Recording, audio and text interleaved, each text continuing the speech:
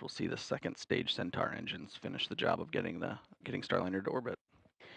They'll be done with their job about 12 minutes into Starliner's flight and then be jettisoned 3 minutes later.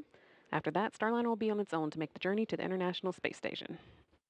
So let's take a closer look at the details of what to expect during Starliner's descent, coming up at 12:15, 10:52, sorry, Eastern this afternoon.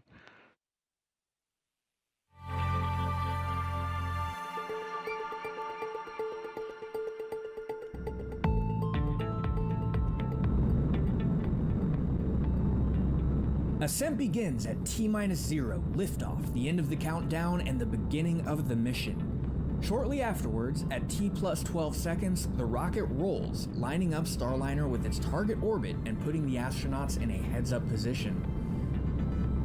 Then, around T+40 seconds, max Q starts. That's also known as max aerodynamic pressure. This is a critical time when the atmospheric forces reach their highest.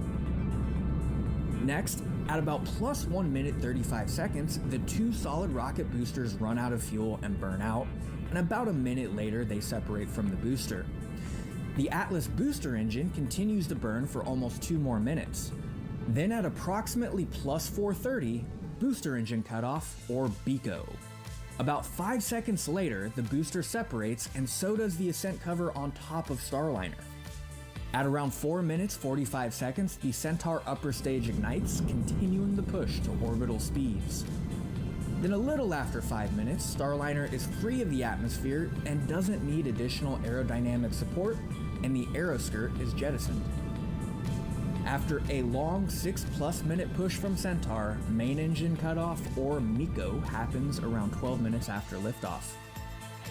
Then, when Centaur successfully separates almost 15 minutes after launch, ULA's job is done. But Starliner is not quite in orbit yet.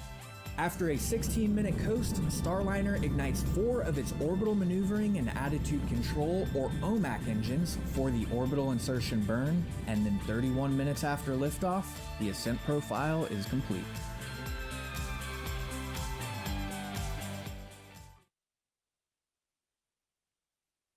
That is what you can expect for the first 30 minutes of Starliner's mission. After that, they'll make an orbital beeline to the International Space Station.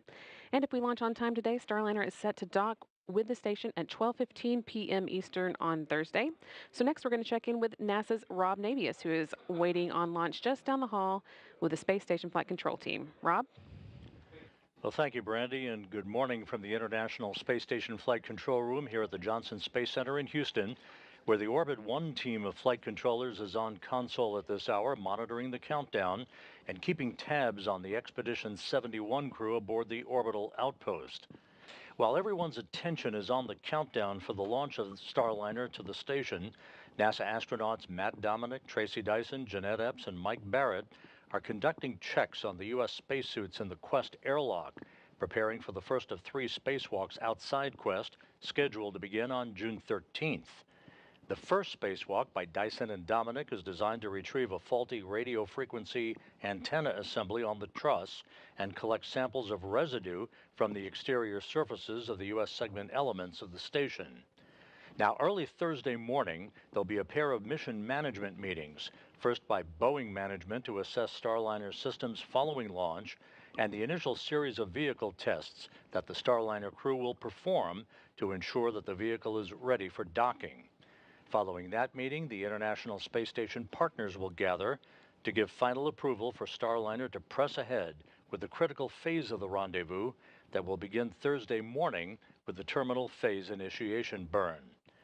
By the way, at the time of launch today at 10:52 and 15 seconds a.m. Eastern Time, the International Space Station will be flying 260 miles over south-central Turkey. So a busy 24 hours lies ahead. We'll be here every minute to keep you posted. With that, and with the countdown for the launch of the Atlas V well underway, we'll send you back to our folks at the Cape.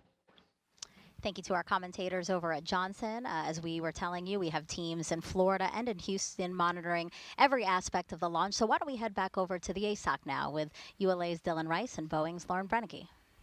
Thanks, Megan. We want to let all the viewers at home know that we are going to be bringing up those public operational communications